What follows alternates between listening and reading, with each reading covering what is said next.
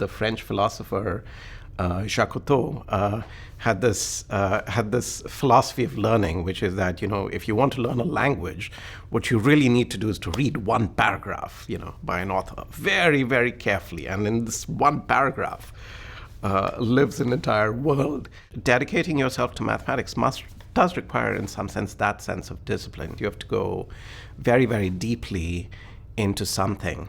But within that kind of, I would say, deep experience is, I think, a universality, a community. We are, running a new project, Akshay Venkatesh and I, called the Mathematical Folklore Project, where we are kind of trying to revitalize, in many ways, these cultural aspects, the sense of continuity of scholarship, not just over 50 years, but over centuries. In many ways, it's old doctrine in math, go and read the masters.